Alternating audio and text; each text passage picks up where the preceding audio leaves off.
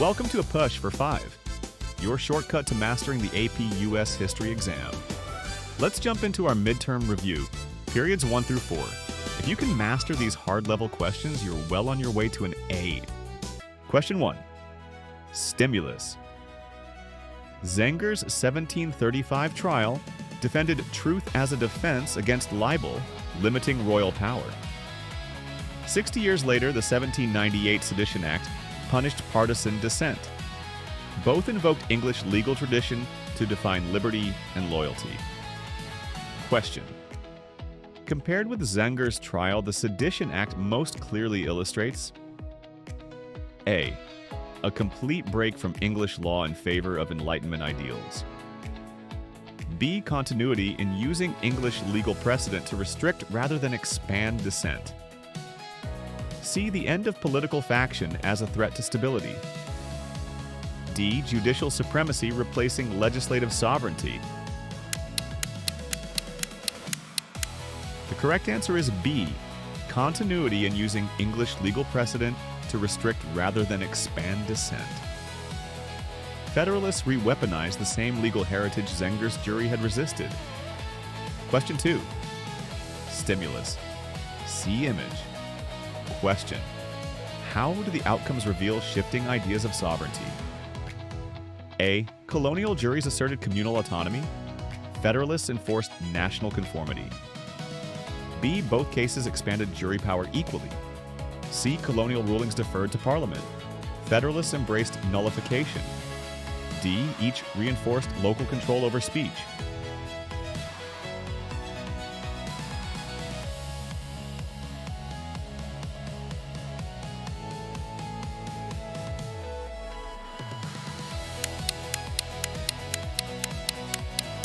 The correct answer is A. Colonial juries asserted communal autonomy.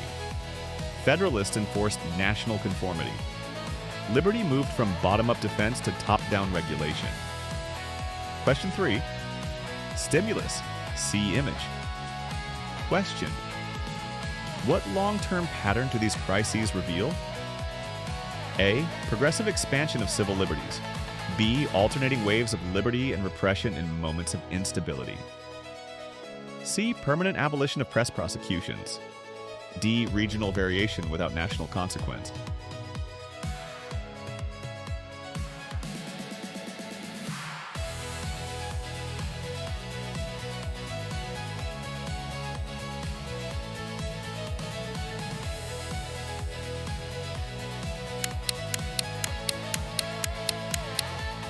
The correct answer is B.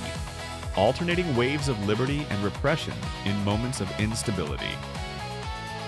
Political panic repeatedly narrowed freedoms claimed in calmer times. Question 4. Stimulus. Somerset, 1772. Freed an enslaved man on moral grounds. Prigg, 1842. Compelled states to return fugitives under federal law. Two courts, two empires. Opposite conclusions on law and conscience. Question. The contrast between these rulings best shows A. Religious influence replacing natural rights reasoning.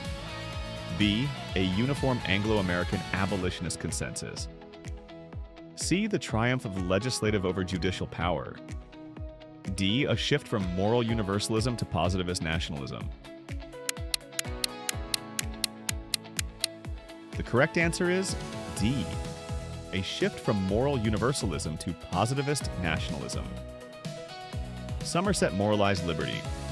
Prigg legalized property. Question 5. Stimulus. See image. Question. How did Prigg redefine the federal principle born of the Revolution? A. By extending jury nullification nationwide.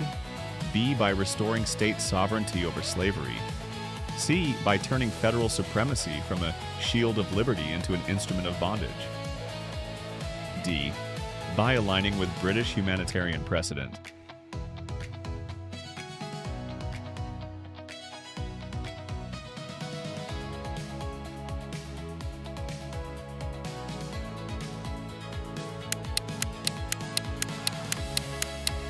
The correct answer is C. By turning federal supremacy from a shield of liberty into an instrument of bondage. National power reversed moral purpose to protect property rights. Question 6. Stimulus. See image. Question. In a transatlantic frame, what divergence emerged? A. Both abandoned common law entirely. B. Britain moved toward moral jurisprudence. America codified economic sovereignty. C. America followed British abolitionist precedent. D. Britain adopted U.S. slave codes.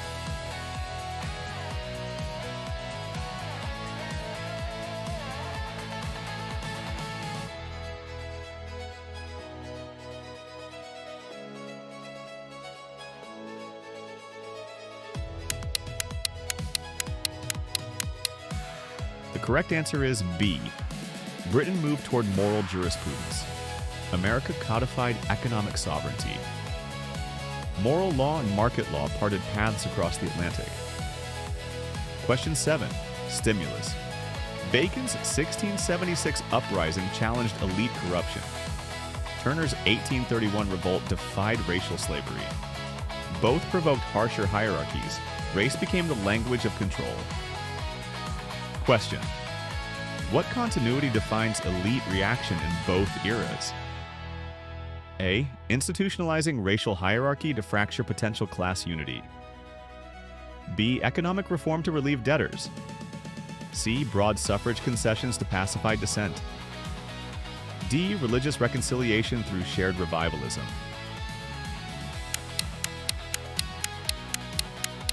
The correct answer is A. Institutionalizing racial hierarchy to fracture potential class unity. Fear of revolt forged whiteness as social cement. Question 8. Stimulus. See image. Question. What deeper tension do these revolts expose? A. The rise of pacifist protest. B. The disappearance of ideology from rebellion. C. The triumph of egalitarian reform. D. The contradiction between liberty's rhetoric and coercion's reality.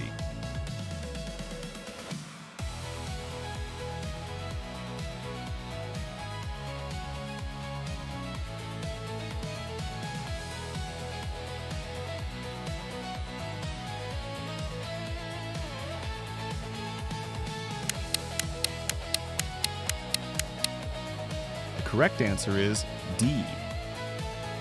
The contradiction between liberty's rhetoric and coercion's reality. Freedom proclaimed depended on bondage enforced. Question 9. Stimulus.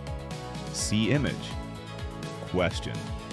Comparing Bacon's manifesto and Turner's confession reveals A. Religious apathy replacing ideology. B. A shared defense of monarchy. C. A shift from civic grievance to moral revolution. D. Identical economic aims despite context.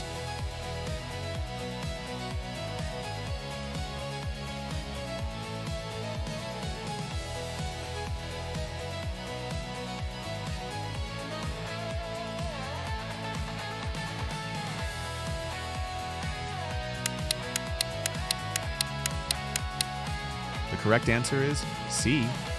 A shift from civic grievance to moral revolution. Bacon argued within empire. Turner prophesied against it. Question 10. Stimulus. Roger Williams, 1644, defended liberty of conscience and the separation of church and state, arguing that true faith must arise from individual conviction rather than compulsion.